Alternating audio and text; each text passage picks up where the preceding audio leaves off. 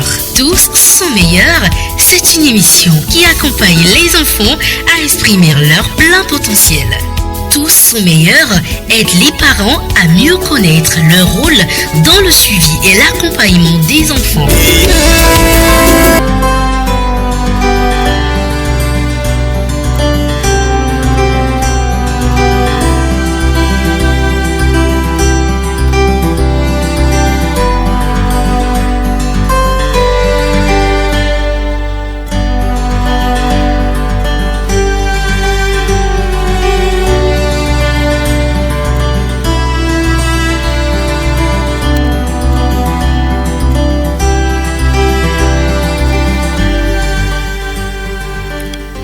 L'éducation inclusive est fondée sur le droit à une scolarité de qualité pour tous. Cette scolarité de qualité doit répondre aux besoins d'apprentissage fondamentaux et enrichir l'existence des apprenants. L'éducation inclusive s'inscrit dans un mouvement international qui met en avant les principes de non-discrimination et de reconnaissance des droits des personnes portant un handicap, non seulement au sein de l'école, mais dans l'ensemble de la société. Enseigner, c'est bien, mais parfois, sinon plus souvent, il faut évaluer et savoir évaluer. Merci de toujours nous rester fidèles. Merci de rejoindre votre émission Tous sont meilleurs. Aujourd'hui, nous allons parler du thème l'évaluation des compétences des enfants portant un handicap dans le système scolaire béninois. Et pour en parler, j'ai sur ce plateau deux invités. Bernard Houéhoundé, expert des questions de développement et de réadaptation. Monsieur Houéhoundé, bonjour. Bonjour. Merci d'avoir accepté notre invitation. C'est moi. Le deuxième invité sur ce plateau est un autre spécialiste des questions d'éducation. Il s'agit de monsieur Adjei Konon. Monsieur Adjei Konon, merci d'avoir accepté notre invitation. Je vous en prie. Bonjour à vous. Bonjour à tous les auditeurs de Radio Sojema. Alors, bonjour à vous. Bonjour à tous les auditeurs de Sojema. Merci de toujours nous préférer la 87.5. Alors, monsieur Bernard Houéhoundé, que doit-on entendre par un enfant portant un handicap? Oui, pour répondre à cette question, je vais m'en référer à la définition qui est universellement admise depuis 2006 et qui est celle imposée ou bien indiqué par la Convention des Nations Unies relative aux droits des personnes handicapées. Alors, je cite, cette convention indique que par personne handicapée, donc quand on dit personne handicapée, c'est y compris enfants également. Donc, par personne handicapée, on entend des personnes qui présentent des incapacités physiques, mentales, intellectuelles ou sensorielles durables dont l'interaction avec diverses barrières peut faire obstacle à leur pleine et effective participation à la société sur la base de l'égalité avec les autres. Alors, c'est un peu long, mais dans cette définition, il faudrait retenir un certain nombre de mots-clés, de concepts clés. D'abord, la question de l'incapacité qui prend une multitude de dimensions. Donc, ça peut être sur le plan physique, sensoriel, mental. Alors, lorsqu'il y a cette incapacité, ce n'est pas encore le handicap d'après la Convention. Il faudrait que cette incapacité au niveau de la personne, donc dans le cas d'espèce de l'enfant, rencontre des obstacles dans son fonctionnement de tous les jours pour qu'on parle maintenant de situation de handicap. Voilà, donc en résumé, c'est cet enfant qui porte une déficience quelconque d'après les catégories citées, mais qui dans son fonctionnement de tous les jours rencontre des difficultés. Voilà. D'accord. On note que dans le fonctionnement de tous les jours, ce sont ces enfants-là qui rencontrent un certain nombre de difficultés. Je suppose que M. Adjei est d'accord avec cette définition-là, qui laisse aussi un peu entendre quelques formes de handicap aussi, M. Adjei. Oui, je partage entièrement cette définition. Mais à cette définition aussi, je voulais ajouter aussi les différents aspects de la définition que nos législateurs ont pris en compte dans la loi numéro 2007-06 du 29 septembre 2017 portant protection des personnes, portant protection et promotion des droits des personnes handicapées en République du Bénin. Et donc, en plus de cette définition générale là, de la personne handicapée, nos législateurs ont aussi pris en compte les personnes bien handicapées et aussi les personnes handicapées à grand besoin de soutien. Et donc, les personnes polyhandicapées, selon la loi, c'est toute personne présentant une déficience grave à expression multiple, entraînant plusieurs incapacités et ayant un grand besoin de soutien. Et par personne handicapée à grand besoin de soutien, on entend une personne qui, en complément aux incapacités physiques, mentales, intellectuelles ou sensorielles durables que lui imposent les déficiences et les barrières sociales, reste très, voire entièrement dépendante d'un tiers pour l'accomplissement des activités de vie quotidienne. C'est dit que nos législateurs sont encore allés davantage au fond des choses pour vraiment cerner les multiples facettes, la diversité du handicap. Voilà. D'accord, merci pour cette clarification qui nous amène quand même à chercher à mieux comprendre. Vous avez parlé de polyhandicap et handicapé à grand besoin de soutien.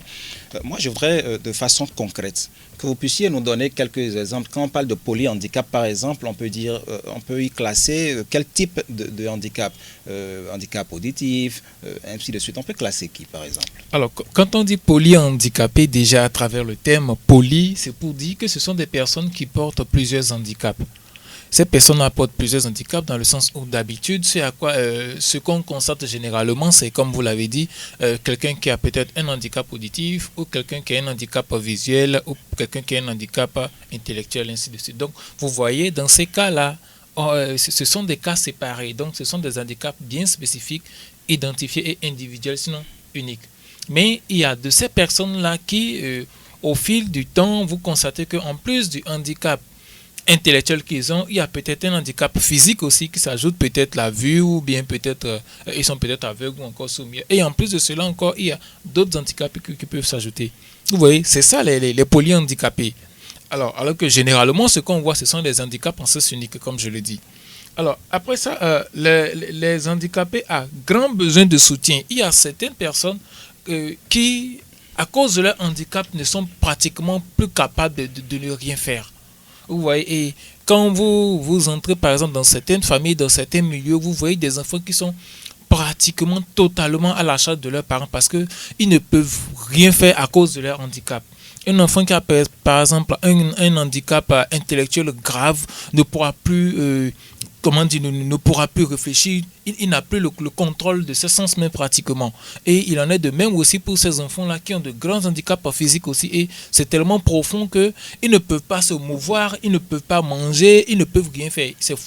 Il faut forcément un tiers, donc une personne peut-être de la famille ou de l'entourage qui le soutient, qui l'accompagne. Et bon, malheureusement chez nous ici, nous n'avons pas encore nos structures sociales ne sont pas encore autant développées, ou bien elles sont rares, celles-là qui ont vraiment, ces structures-là qui ont vraiment les ressources et les moyens pour soutenir ces personnes-là qui sont gravement handicapées. D'accord. Alors, monsieur Houéhoundé, dites-nous, monsieur Adjaï nous parlait tout à l'heure de quelques exemples, mais moi je voudrais comprendre, je voudrais qu'on aille un peu plus loin. Parlons d'éducation par rapport à ces enfants-là. Comment est-ce qu'on est censé gérer leur éducation ou bien comment on gère leur éducation puisque tout le monde a droit à l'éducation? Oui, exactement. Tout le monde a droit à l'éducation. C'est un droit humain fondamental, l'éducation. Et parlant justement de droit à l'éducation, vous n'êtes pas sans savoir que le Bénin a pris des engagements également par rapport à ce principe-là, des engagements qui s'imposent justement au pays. Voilà. Dans le cas des enfants handicapés, justement, ils sont d'abord enfants, donc bénéficient aussi du droit de l'éducation comme les autres enfants de leur âge. Alors, par rapport aux enfants handicapés, ils font partie d'une grande catégorie d'enfants qu'on appelle la catégorie des enfants à besoins spécifiques. Donc, dans cette grande famille, on peut retrouver d'autres types d'enfants. Donc, des enfants qui ont des situations sociales un peu difficiles, les enfants nomades, les enfants victimes de guerre, déplacés, etc., etc. Alors, dans ce grand ensemble figure, comme je l'ai dit tantôt, les enfants handicapés. Donc, par rapport à cette catégorie d'enfants, le système éducatif, suivant le principe de l'éducation pour tous, doit pouvoir mettre en place des dispositions qu'il faut pour les accueillir comme les autres enfants. Donc c'est en cela qu'on parle de l'éducation inclusive, justement, qui est intimement liée au principe de l'éducation pour tous. Alors, les enfants handicapés, justement, si on suit ce principe-là, ont le droit aussi d'être en classe, donc dans les mêmes conditions, l'école de leur village, de leur quartier, comme tous les autres enfants. Sauf que le dire comme ça paraît très simple. Mais dans la pratique, c'est toute une autre histoire, justement. Alors, dans la pratique même, il y a des obligations. C'est d'abord que le système éducatif doit pouvoir tenir compte, donc connaître d'abord les besoins spécifiques de ces enfants et ensuite maintenant mettre en place les dispositifs qu'il faut pour pouvoir tenir compte de ces besoins spécifiques en classe. Donc vous voyez, les enfants, généralement, donc non handicapés sont en situation de classe, vont suivre leur maître, s'asseoir, suivre des leçons, etc. L'enfant handicapé aussi a le droit d'être dans les mêmes conditions.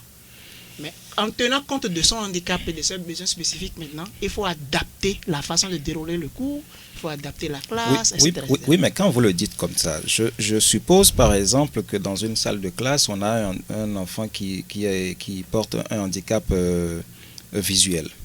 Et on le met comme tout le monde. On fait comment pour s'occuper aussi de lui pendant que les autres aussi sont là et qu'éventuellement il y a encore un autre enfant qui porte le handicap auditif. Comment est-ce qu'on fait dans ce cas-là?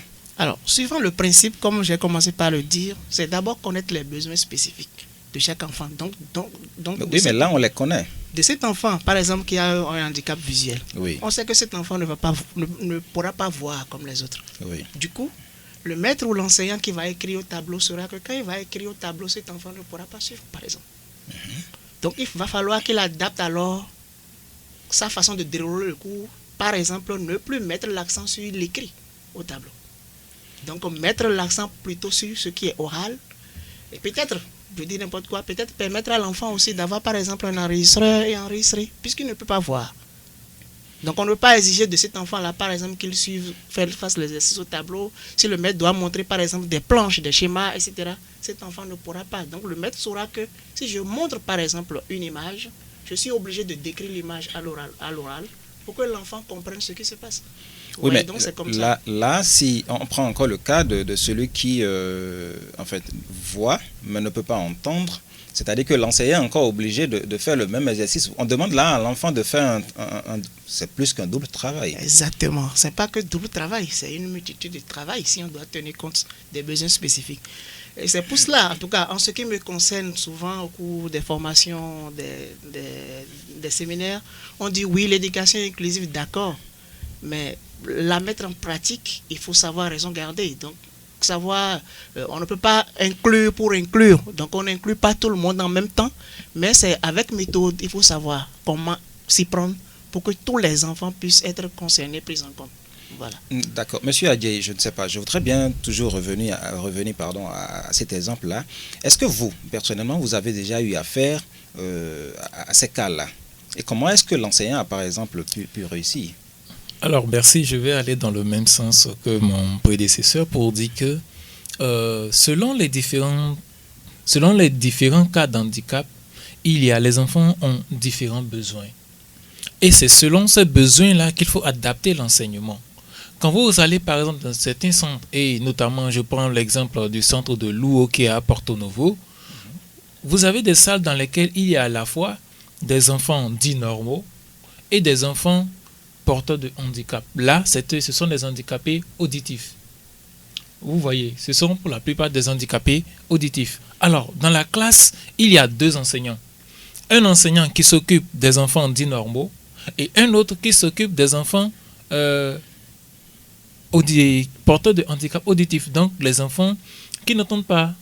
Vous voyez. Et donc, au moment où l'enseignant déroule le cours normalement pour les enfants qui entendent, les sourds, eux, en même temps, l'enseignant qui s'occupe de faire en même temps les gestes, le langage des mains, vous voyez, voilà. Donc, c'est comme ça qu'ils travaillent à Louo, par exemple. Ce sont des enseignants qui travaillent en tandem.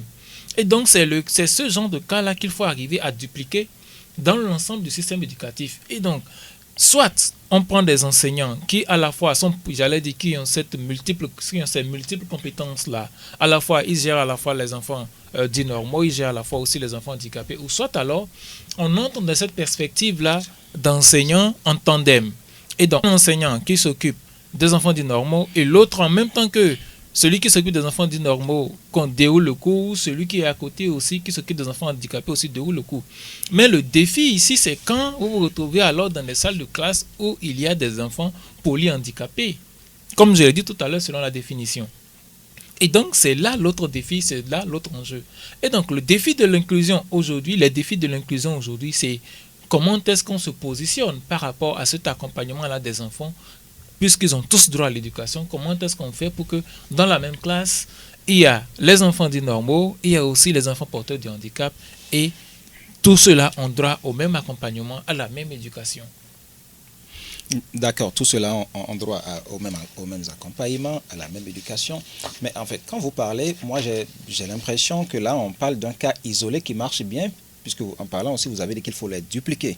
Il faut pouvoir installer ce système-là un peu partout. Mais aujourd'hui, à l'heure où nous parlons, j'ai l'impression qu'il y a cette difficulté-là que le système éducatif béninois n'arrive pas encore à gérer.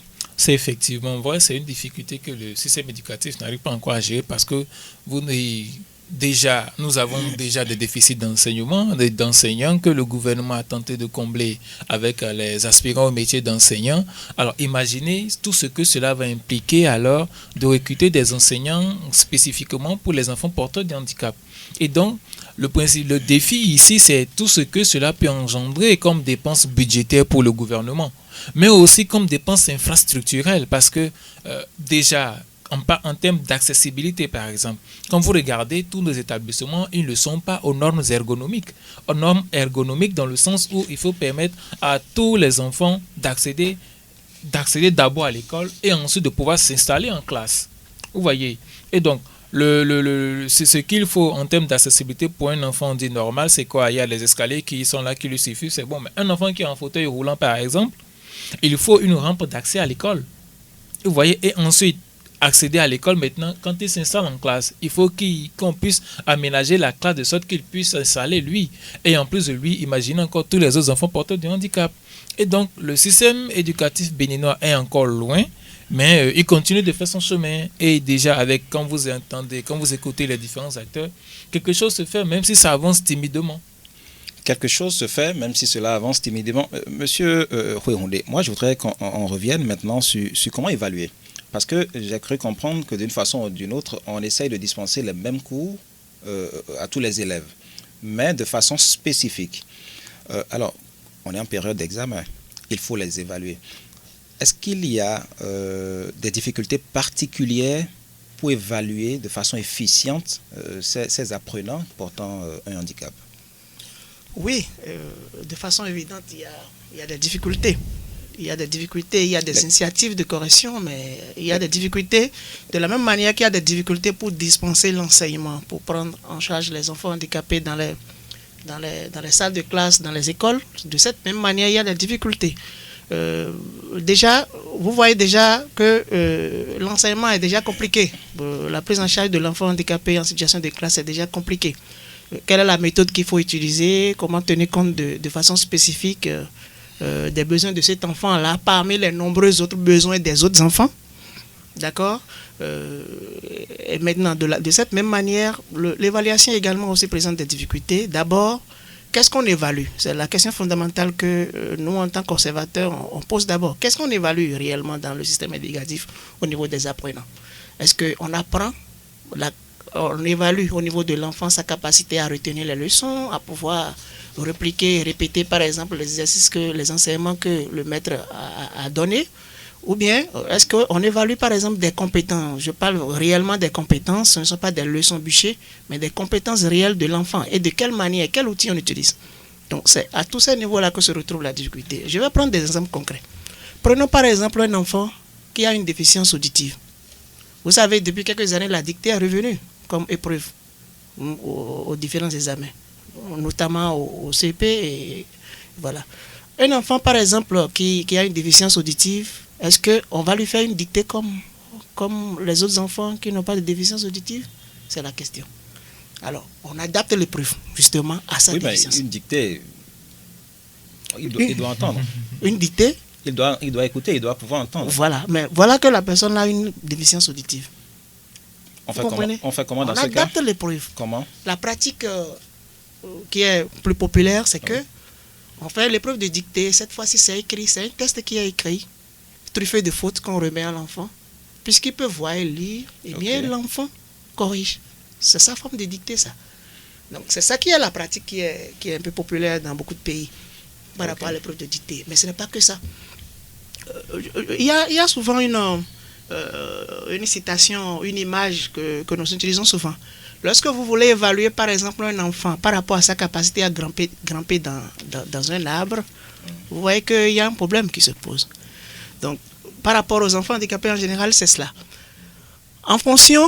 C'est en fonction de leur déficience là qu'il faut savoir adapter quel type d'épreuve. Je vais donner encore un autre cas que personnellement j'ai rencontré aussi il y a quelques années. J'ai connu un jeune garçon qui était dans une école spécialisée d'ici, au Bénin de la Place. Il a une déficience visuelle. Mais cet enfant a fait la même classe, je crois, cette année là déjà la 3e fois. D'accord? Et lui-même il est découragé, il se dit bon voilà, il va arrêter pour aller apprendre un métier. Nous, on l'a reçu en tant qu'acteur de la réadaptation, on a fait le processus d'évaluation des besoins, de ses compétences, etc. On a vu que c'est un enfant qui est très éveillé, d'accord? Mais pour écrire, puisqu'il a une déficience visuelle, ça veut dire qu'il étudie l'écriture braille pour écrire. L'écriture braille, c'est un système, d'accord? Un système de signes qu'on met. Mais pour écrire, les apprenants utilisent ce qu'ils appellent un poinçon plus une tablette. Donc, et puis ils appuient. Ils exercent une certaine pression sur le poinçon pour faire les signes. Cet enfant, du point de vue physique, a une certaine faiblesse au niveau des phalanges du doigt. Alors, nous, en l'ayant évalué, on a compris que la pression nécessaire qu'il faut exercer sur le poinçon pour faire le braille, cet enfant a des difficultés pour le faire.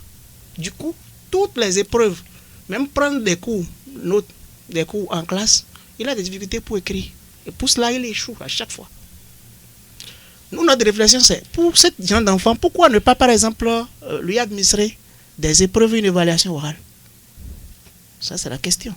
Donc, c'est en tenant compte de ces particularités qu'il faut adapter chaque épreuve, en fait.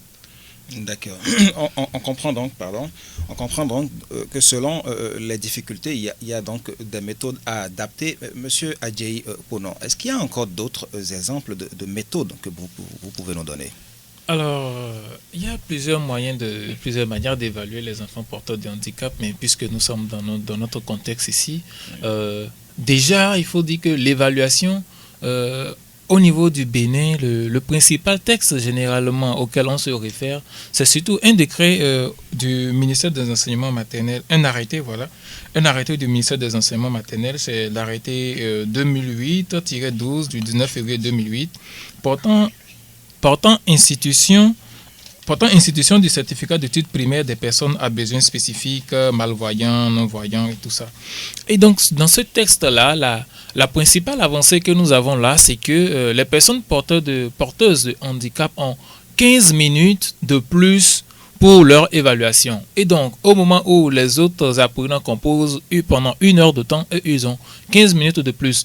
Et c'est généralement ce texte-là que la plupart aussi des autres acteurs du système suivent. Et donc, que ce soit dans le secondaire ou aussi dans le supérieur, il y a ce quart d'heure supplémentaire-là qui est ajouté à chaque heure d'évaluation.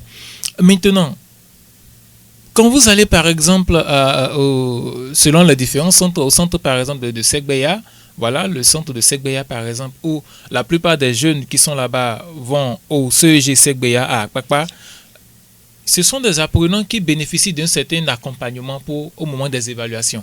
Et c'est aussi le cas à l'université. Et donc, en plus de ce que mon prédécesseur a dit, il faut dire que c'est généralement des personnes qui bénéficient d'un accompagnement au moment des évaluations parce que le temps est compté. Et donc, il faut que quand les évaluations sont faites, quand les épreuves sont faites, au moment où les apprenants composent, par exemple, pour ceux-là qui font le braille, pour les apprenants, par exemple, du braille, quand ils finissent de composer le braille, ils ont un enseignant à côté qui les aide à traduire maintenant ce qu'ils ont fait en braille, en écriture ordinaire, pour permettre aux enseignants de pouvoir les évaluer.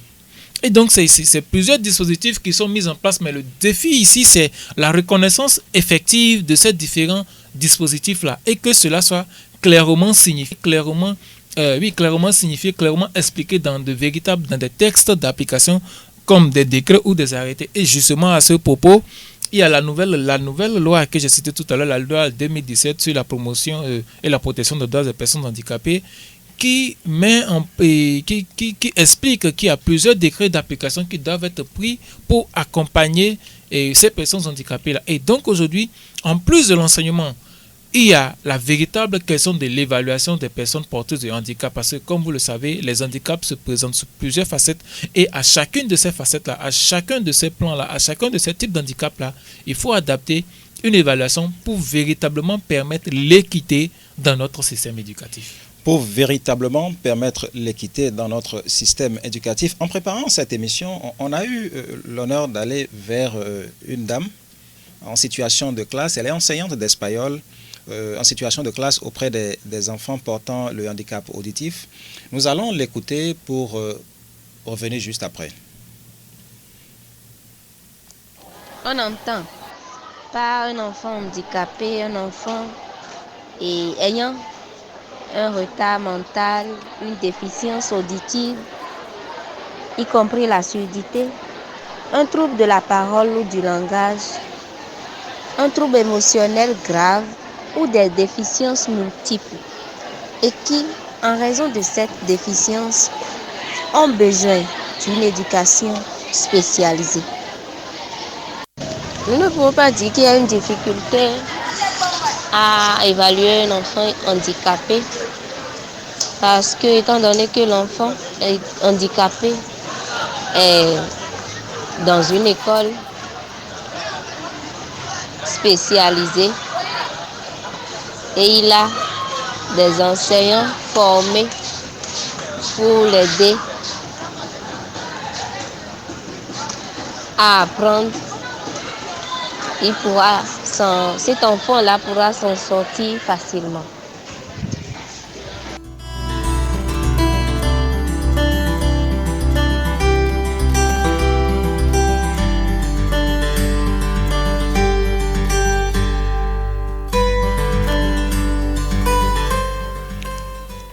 Alors, nous venons, merci d'abord de nous retrouver sur la 87.5 Radio Sogema. C'est votre émission Tous sont meilleurs et toujours moi, juste Edgar Agbanou à l'animation. Alors, nous avons donc écouté tout à l'heure Madame Petroné Gandoté. Alors, vous l'avez écouté avec moi. Elle semble, puisqu'elle est en situation de classe, dire que pour elle, ce n'est pas compliqué. Elle connaît ce qu'il faut faire et puis ça passe normalement. On présuppose donc que dans d'autres centres aussi où ces enseignants-là ont été formés pour que le problème ne se pose pas. Maintenant, je voudrais tout de même revenir sur un exemple.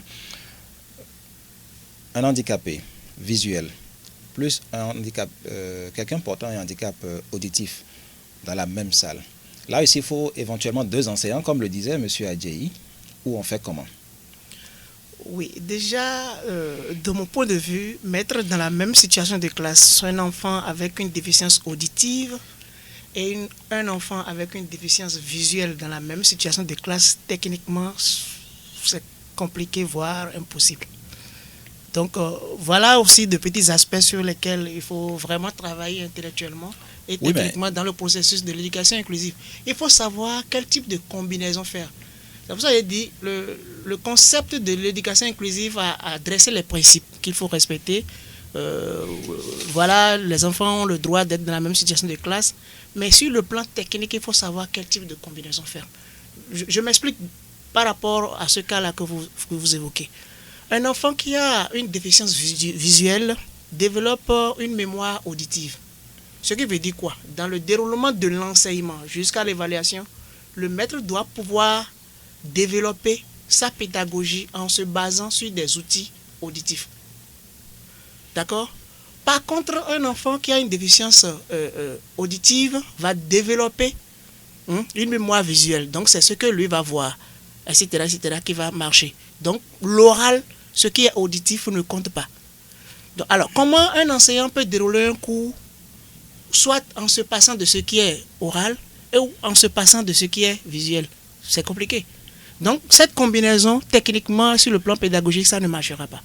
Mais on peut se dire, combiner par exemple des enfants qui ont une déficience visuelle avec des déficiences motrices, c'est possible. Déficience auditive avec des déficiences motrices, c'est possible. Les déficiences intellectuelles avec déficience motrice, c'est possible. Vous voyez, handicap multiple peut-être avec déficience motrice, c'est encore possible. Vous voyez, donc il faut tenir compte des besoins pour que les besoins ne soient pas des besoins antagonistes qui s'opposent, ça va compliquer la tâche. Maintenant, revenons sur la question de enseignement en tandem. Déjà, par rapport au cas de l'eau qui a été évoqué tout à l'heure, c'est qu'ils ont trois méthodes. Trois méthodes. Ce n'est pas dans toutes les salles qu'il y a des enseignants en tandem. Vous voyez, ils ont trois méthodes bien rodées. N'oublions pas que nous parlons beaucoup plus cette fois-ci de l'évaluation. Justement, on développe beaucoup sur l'enseignement parce que l'évaluation dépend de l'enseignement. Oui. Vous voyez, on est en période par exemple d'examen. Et si, je ne sais pas si vous avez la chance une fois de voir un peu, après les examens par exemple, la période des corrections. Oui, mais avant de vous laisser terminer, ma question aussi, là tout de suite, la question qui me vient à l'idée, on enseigne la même chose à tous ces élèves-là. Il faut donc évaluer la même chose. L'enfant qui doit être composé avec l'écriture braille par exemple, quand on donne 4 heures pour une épreuve chez les gens dits en griffes normaux, est-ce qu'on lui donne aussi 4 heures? Oui, 4 heures plus 15, d'après le décret que mon collègue a évoqué tout à l'heure. 4 heures, ça fait 4 heures plus 15 fois 4 heures. 15 minutes fois 4 heures, c'est-à-dire à chaque une heure. Voilà, le quart d'heure supplémentaire à chaque heure d'évaluation. Oui. Maintenant, en plus de ça, si vous me permettez, en plus de ça, puisque vous évoquez l'écriture braille, il faut maintenant aussi le temps qu'il faut pour l'enseignant, donc l'assistant qu'on lui a adjoint, de pouvoir transcrire de son écriture braille vers l'écriture ordinaire pour que les examinateurs puissent évaluer. C'est ce qui se fait d'habitude. Donc, quand par exemple un apprenant passe un examen, donc un apprenant qui a une déficience visuelle fait une épreuve, lorsque l'épreuve est préparée, donc de façon écrite normalement, d'accord, à l'examination, il y a un assistant qui est envoyé, donc un spécialiste de l'écriture braille qui doit traduire maintenant l'épreuve ordinaire là, en braille pour l'enfant qui fait le braille. Oui, mais s'ils sont 10, il fait pour les 10 ou il y a 10 assistants? Alors, ça, c'est l'ensemble, ce sont les aménagements techniques qu'il faut faire parce que soit il y a 10 assistants ou soit, puisque c'est la même classe, c'est le même niveau, c'est la même épreuve. Donc, la seule épreuve qui est multipliée pour tout le monde. Voilà. Mais généralement, dans ce cas d'espèce, je crois depuis quelques années, par exemple, les apprenants qui passent des examens, qui font le braille, par exemple, ils ont des centres spécifiques depuis quelques années maintenant. Moi, personnellement, j'ai fait l'université avec un jeune comme ça, un jeune qui a une déficience visuelle. Mais à chaque épreuve, il y a toujours le centre de Segbea. Parce que l'université, ils ont un contact qui fait appel et la dame vient à chaque épreuve, à chaque fois, pour venir traduire l'épreuve que nous composons. Il était seul dans notre salle. Oui, en fait, quand on est seul, je pense que le problème est beaucoup plus facile à régler. Voilà. C'est quand il y a la masse. Oui, à l'échelle. Voilà. C'est à cause du nombre que depuis quelques années maintenant, l'État a consenti à les regrouper au regroupement. Dans des centres spécifiques. Donc, ils ne sont plus éparpillés. Donc, ils sont dans un seul centre. Donc, en fonction de ça, le nombre de traducteurs qu'il faut, et puis ils envoient. D'accord. Depuis tout à l'heure, on a parlé vous voulez ajouter quelque chose, M. Adjaï? Oui, toujours dans le sens de l'évaluation, pour dire que c'est plusieurs aménagements qui sont en train de se faire progressivement, mais le défi, comme je l'ai dit tout à l'heure, c'est au fait l'organisation de tout ça. C'est comment est-ce que c'est matérialiser tout cela sur des textes qui permettent d'encadrer. Je pense que pour les tests, on va y revenir. J'allais même d'ailleurs vous poser la question parce que depuis tout à l'heure, on a parlé de comment il faut enseigner en situation de classe, comment il faut évaluer, des spécificités, des types, des méthodes. Mais en début, on a commencé par parler d'éducation inclusive. Concrètement, on doit comprendre quoi par éducation inclusive?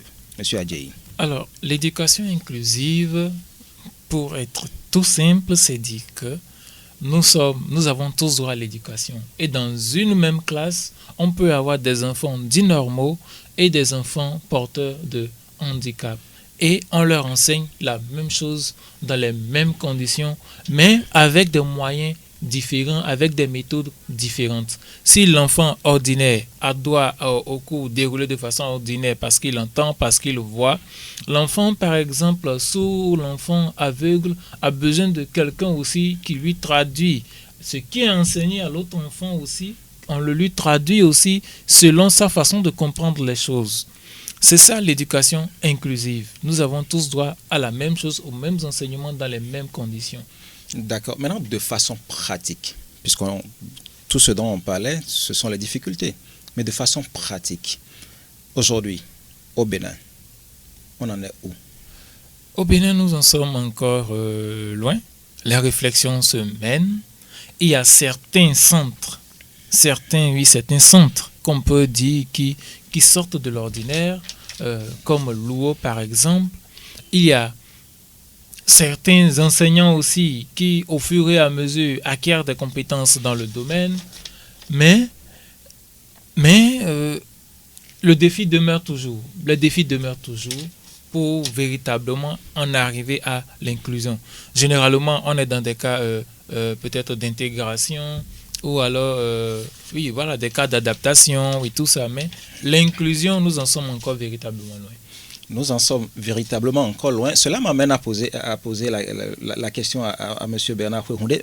Monsieur Fouéroundé, je sais personnellement que vous avez travaillé au Burundi et au Togo sur ces cas-là. Là-bas, ils en sont où? Oui, la situation est relativement la même qu'au Bénin, mais les niveaux de réflexion sont un peu disparates. Donc, c'est en fonction des spécificités. Je vais d'abord commencer par dire que l'éducation inclusive, de façon aussi terre à terre, il faut considérer par exemple le système éducatif tel que nous l'avons. Okay? Le principe veut ceci, que ce soit le système qui s'adapte aux besoins de l'enfant handicapé et non le contraire. C'est aussi simple que ça. Donc, on adapte le système, on modifie le système pour permettre à l'enfant de s'y insérer. Et non qu'on modifie l'enfant pour se conformer aux principes qui existent. Je ne sais pas si vous voyez un peu cette différence. Tout à fait. Voilà, donc c'est ça le terre à terre, l'éducation inclusive. Donc c'est le système qu'on va modifier pour que l'enfant y entre et non qu'on modifie l'enfant pour pouvoir y entrer. Alors, le niveau de réflexion, c'est ceci. L'éducation inclusive part d'abord même de l'accueil de l'enfant. Il faut qu'on comprenne la nécessité que l'enfant a droit à l'éducation. Maintenant, quel type d'accueil est réservé à l'enfant? C'est d'abord ça. D'accord?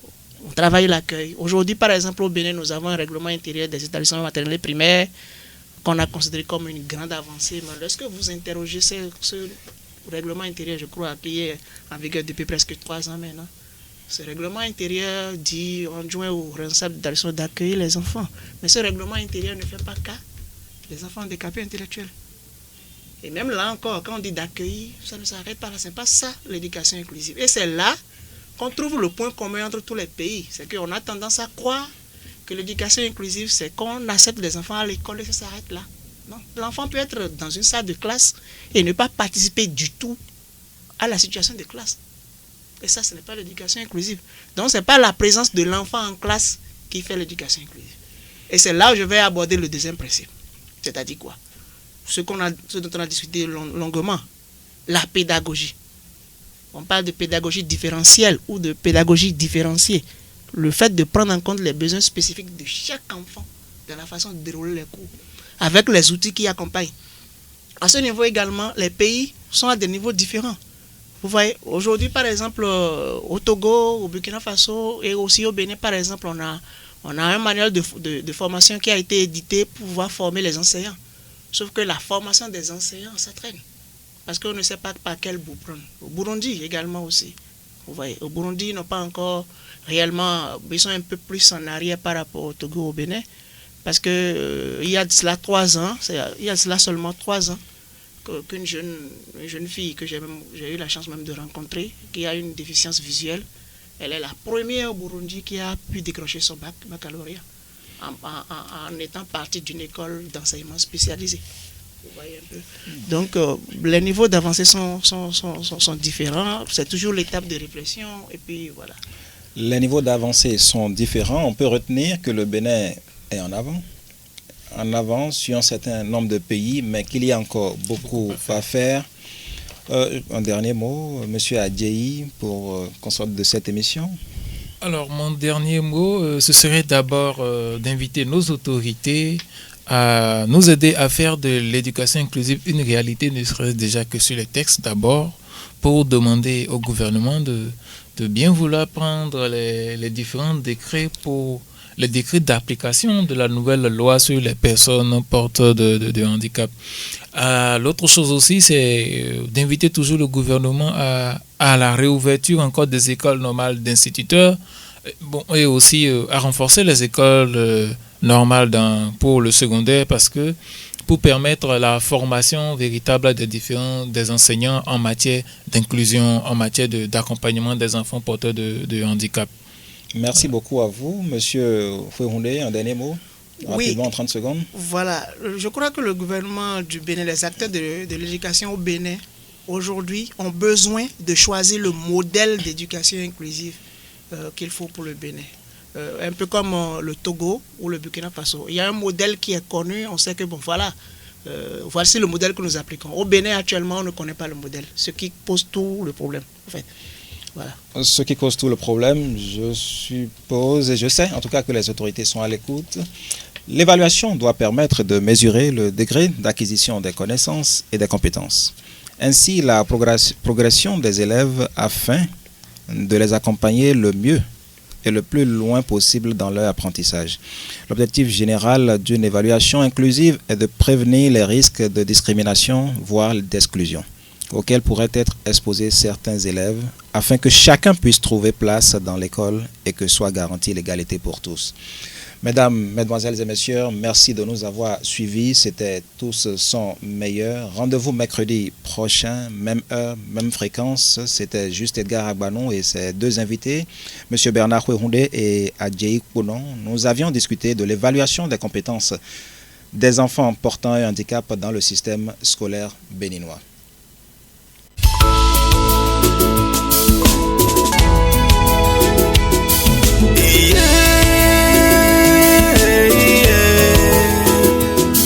Enfants, donnons le meilleur. Tous sont meilleurs. Tous sont meilleurs. C'est une émission qui accompagne les enfants à exprimer leur plein potentiel.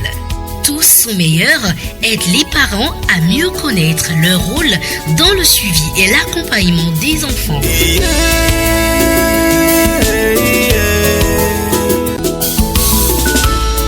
Tous sont meilleurs, c'est tous les mercredis de 15h à 16h sur Radio Sojema avec Prudence Akondé. Merci papa pour tout ce que tu fais pour moi malgré les difficultés. Merci maman pour tout. 87.5 FM, la radio des bonnes affaires.